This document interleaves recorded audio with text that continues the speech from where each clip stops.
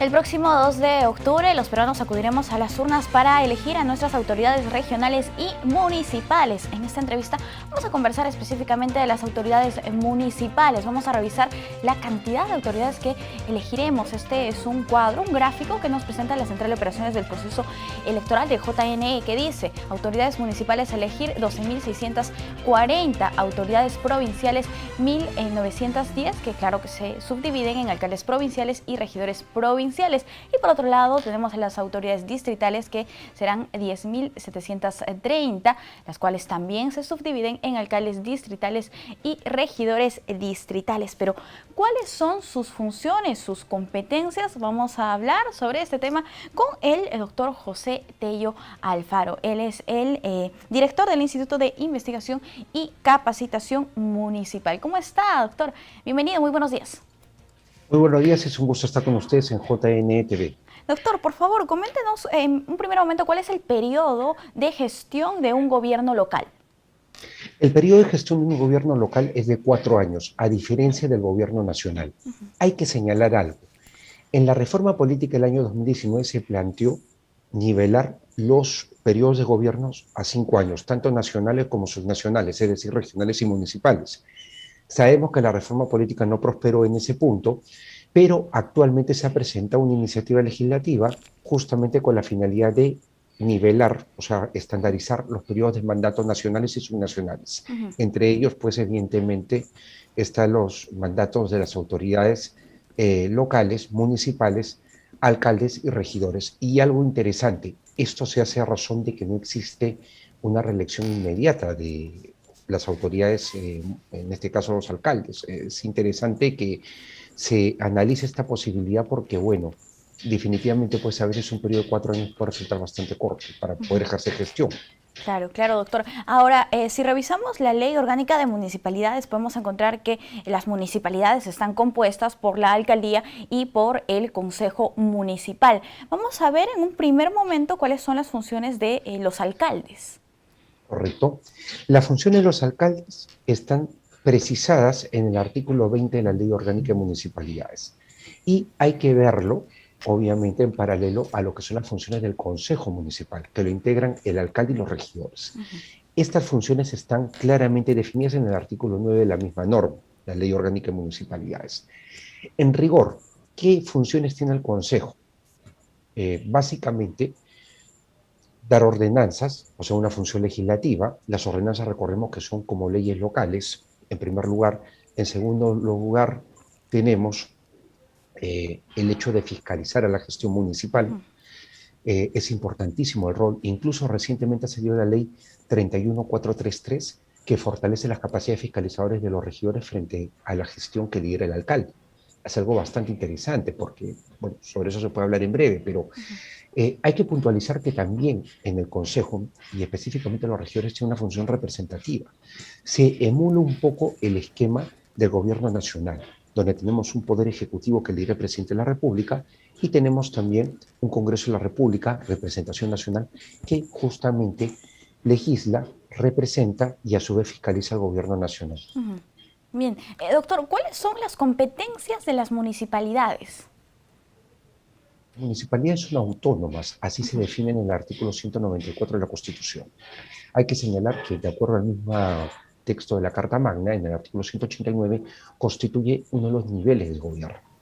Están reconocidas como instancias gubernamentales, y acá hay que ser bastante claros, las municipalidades provinciales y distritales. Las denominadas municipalidades delegadas o de centros poblados, no son instancias de gobierno. Están consideradas en la normatividad y tienen un tratamiento especial, pero las instancias propiamente son provinciales y distritales.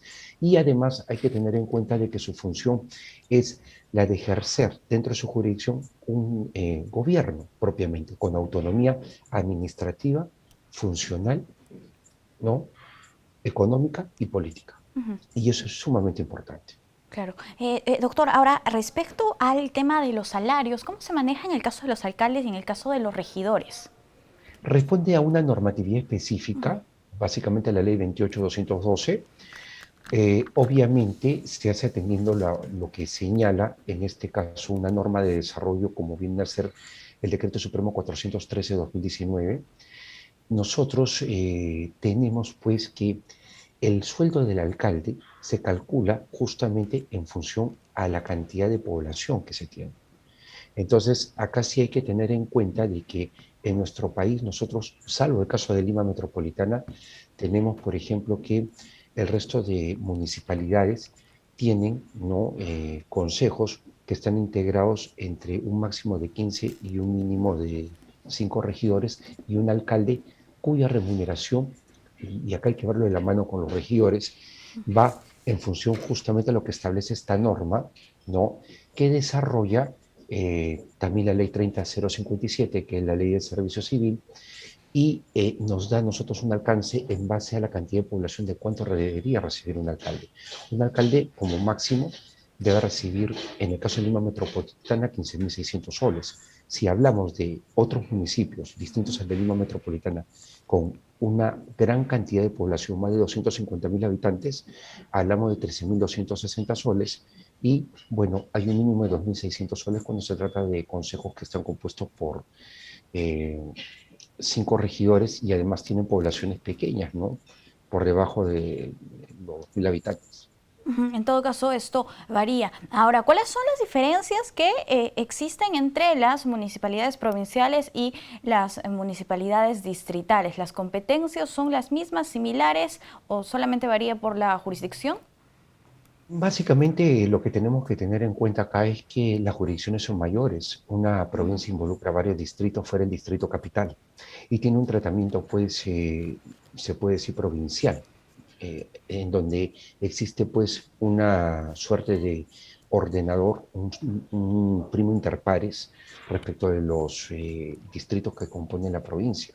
Ujú. Recordemos que sus funciones están reguladas en la propia Ley Orgánica de Municipalidades y en el caso particular tienen funciones específicas que solamente ellos la realizan de manera exclusiva, me refiero a los municipios provinciales, y tienen funciones compartidas con los municipios distritales, y estos últimos a su vez tienen funciones específicas que de manera exclusiva solo ellos y no los distritos provinciales, perdón, que las municipalidades provinciales pueden ejercer. O Claro. sea, de los dos municipios o los dos tipos de municipalidades provinciales y distritales, hay funciones exclusivas y funciones compartidas. Ujú. Bien, doctor, ahora tenemos un dato bastante preocupante de la Procuraduría Anticorrupción que dice que más de 12.000 alcaldes en los últimos años, alcaldes y alcaldesas, han sido vacados, procesados y sentenciados por caso de corrupción. Esto realmente es preocupante. ¿Qué es lo que pasa en este nivel de gobierno? Es algo preocupante, Ujú. definitivamente, incluso sabemos por las investigaciones, las pesquisas que se realizan, que existen pues criminalidad organizada en los municipios. Es algo bastante serio, ¿no? Porque hablamos de una estructura conformada con la finalidad de delinquir, y en este caso hablamos de delitos funcionales. Eh, es bastante preocupante, pero esto responde a algunos factores que hay que tener en consideración. En primer lugar, la falta del fortalecimiento de lo que viene a ser la participación ciudadana en el punto del control ciudadano. Recientemente ha habido una norma que es una que he mencionado hace poco, la ley 31433, que es una norma que fortalece las capacidades fiscalizadoras de los integrantes del Consejo, en este caso los regidores, le da funciones, eh, o mejor dicho, le da prerrogativas mayores como consejo, actuando en bloque o también de manera individual cuando se requiere de fiscalizar a la gestión municipal. Creo que este es un avance importante. Además, esta norma también de alguna otra manera genera una rendición de cuentas ya mayor a través de la implementación de audiencias públicas que tienen que realizarse de manera obligatoria en los meses de mayo y septiembre, haciendo que el alcalde y sus funcionarios puedan responder ante la ciudadanía. Pero creo que sobre este punto todo esfuerzo queda todavía corto porque la situación es bastante complicada. Ujú. Si nosotros vemos esta norma, se fortalece a la función fiscalizadora de los regidores, el consejo sobre lo que viene a ser el órgano ejecutor, que es la alcaldía, la que tiene disponibilidad de gasto, y esto sea de paso, y a su vez también hay una suerte de acercamiento para la rendición de cuentas ante los ciudadanos, pero esto último, por ejemplo, creo, y es algo que en lo personal siempre he venido sosteniendo, va a ser lo que realmente va a terminar poniendo coto a la corrupción, el empoderamiento de los ciudadanos. ciudadanos comprometidos que seguro nos están escuchando, que fiscalizan a su municipio, que le dan seguimiento a cómo va la ejecución del gasto, la El calidad de la seguimiento ejecución es del gasto, importante. Ujú. sumamente importante Así es. porque se fortalece. Ajá. Doctor, ahora ya conocemos las responsabilidades, las funciones de los alcaldes, de los regidores provinciales y distritales. Nosotros estamos en época electoral y es necesario hacer un llamado a los ciudadanos a que precisamente investiguen bien y vean quiénes son los candidatos y que finalmente emitan un voto de calidad. Así es. ¿Por qué? Porque ninguna norma electoral nos va a colocar buenas autoridades. Lo único que nos puede colocar buenas autoridades, y escuchen por favor señores televidentes, electores, es nuestro voto consciente, nuestro voto informado. Accedamos a las plataformas del Jurado Nacional de Elecciones. Voto informado es una herramienta que nos da a nosotros transparencia respecto de los candidatos. O sea, nos los transparenta los candidatos y sobre todo también podemos ver las propuestas de planes de gobierno. Eso es algo importante. Por ejemplo, desde el INICAN tenemos la plataforma de Lupita Perú, que es una plataforma que se puede acceder a través del portal www.lupita.pe y pueden ver cómo funciona un municipio por dentro, a través de 4 pilares, lo que son operaciones municipales, recursos municipales, claro, infraestructura y equipamiento municipal y además el tema de relación municipio-ciudadanía. Así como nosotros, también hay otros agentes dentro de la sociedad civil que también proporcionan herramientas. Sí. Entonces, en la medida en que empleemos bien el tiempo que a veces podemos utilizar para navegar en redes como ciudadanos, para saber exactamente a quién le vamos a dar el voto de los que se nos presentan dentro de un menú electoral, creo que estamos avanzando y verdaderamente generando algo que en su momento no era un eslogan también del Jurado Nacional de Elecciones, y era el hecho de tener más ciudadanos en nuestro país que habitantes. Claro, doctor. Entonces hay que informarnos para acudir a votar el próximo 2 de octubre porque definitivamente nuestro voto tiene poder. Ha sido un gusto conversar con usted. Hasta una próxima oportunidad. Muchas gracias. Bien, nosotros vamos a hacer una pausa, pero antes los dejamos con un dato electoral sobre la circunscripción de Cajamarca.